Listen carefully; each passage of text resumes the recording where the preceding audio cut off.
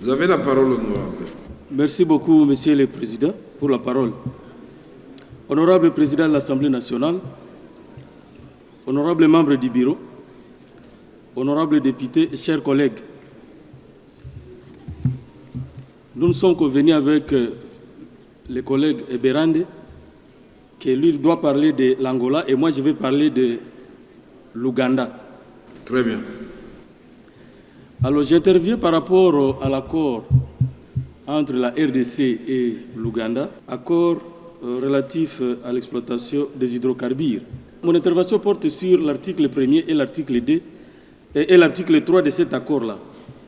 Parce que cet accord, à l'article 1er, il est dit que les gisements communs sont des gisements qui seront considérés entre les 4 kilomètres partant de frontières internationales. Ce qui veut dire que si nous allons de l'autre côté, 4 kilomètres, tous les produits qui se trouvent sur cette zone-là nous appartiennent. Et si les Ougandais traversent vers chez nous 4 kilomètres, en tout cas, tous les produits appartiennent à ces deux États. Mais il y a une problématique, Monsieur le Président. C'est qu'au niveau de la gestion, et là je suis à l'article 3 de cet accord-là, au niveau de la gestion, il y a un problème. Parce qu'il est tout simplement dit que chaque État désigne les concessionnaires, c'est-à-dire les sociétés qui doivent exploiter au nom de chaque État. Quel est le problème, Monsieur le Président? C'est que l'État le plus souple peut désigner plusieurs exploitants au désavantage d'un autre État. Alors que les produits issus de ces gisements-là sont des produits communs. Voilà pourquoi, Monsieur le Président, je propose qu'il y ait un avenant. Parce qu'il y a déjà eu un avenant. Le texte que le gouvernement nous a présenté ici, c'est un avenant. Donc, il ne sera pas un tabou de proposer encore un autre avenant pour enrichir les droits des hydrocarbures. Pour dire quoi? Je n'ai pas compris. Voici maintenant la proposition. Oui. Je propose que l'article 3 soit modifié dans le sens que tous les États conviennent que, parce que nous avons des gisements communs, que ce soit un concessionnaire congolais, que ce soit un concessionnaire ougandais. Vous pouvez lire votre amendement, s'il vous plaît. Pardon? Lisez votre amendement.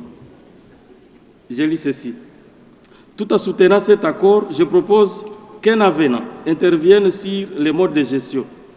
En effet, je propose que les deux États conviennent à une gestion commune, c'est-à-dire une gestion qui milite pour le partage en raison de 50%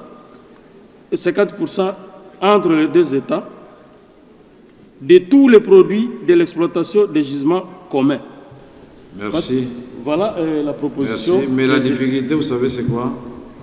C'est que les autres côtés, ils ont construit des infrastructures. La deuxième difficulté, ils n'ont pas autant de quantité que nous. Si vous dites que nous devenons maintenant moitié-moitié, c'est que nous aurons cédé sans le savoir une partie de nos barils à l'Ouganda. Vous voyez les dangers des amendements? Oui, c'est on vous a dit que le bassin il est incliné dans les lacs.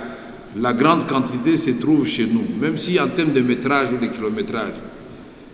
Mais si vous dites moitié-moitié, mais les Ougandais vont applaudir, ils vont prendre une partie de chez nous, n'est-ce pas? Donc, mais je crois que je ne vais pas vous décourager. On prend bonne note, puisque le ministre des hydrocarbures devra aussi tenir compte du fait de la remarque qui avait été faite du côté de l'Angola. Je crois que c'est mon ami de Kikwit qui avait dit ça. Les Angolais ont 4 sociétés d'exploitation. Nous avons que Sonahydraulique. Je crois que ceci vaut aussi pour cette partie. C'est d'encourager le ministre à renforcer Sonahydraulique ou à trouver une solution de telle sorte que nous ayons suffisamment de parts dans ces consortiums, s'il y aura consortium. Mais ici, il est d'abord question de ratifier l'accord. Je suis d'accord avec vous. Merci beaucoup, Monsieur le Président. Merci.